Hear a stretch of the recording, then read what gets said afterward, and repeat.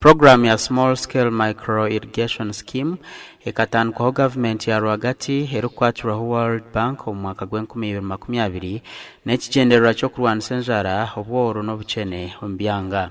Bakushaba amizi bakuja kushukerera emisiri yawe rero bo bijana na pampu rero bijana na tanka rero bijana n'emipira rero bijana na solar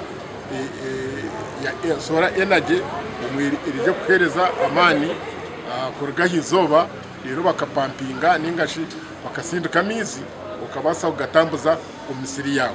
Irrigation scheme kizere productivity ningashana n'ibyo kurya kweyongera Rukungiri na rate y'abantu abaye batine ibyo kurya na nejara turi bakacendera special ko mu Rwampara bugangari tutwakinikiza baba babe bateka amapapa ari byukabo because hati tuba tuyine byo kurya umbwire bwe cyane ahabwa irrigation schemes ezo. Yes, so the next year that followed, which was 22-23, we supported 45 farmers. Then the following year, that year we supported 33 farmers.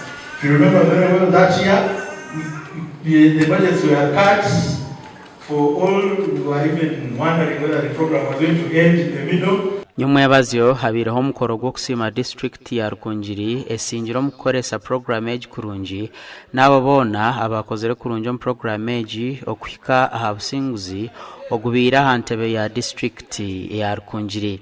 Most of those are waking up at the end. Some people expressed interest in 2020, but they come right now and say they are ready. So it is a challenge, but we are also very happy for the good news that the ministry has brought to us about the successor program. Assurance from Ministry of Finance, we are getting a supplementary of 7 billion.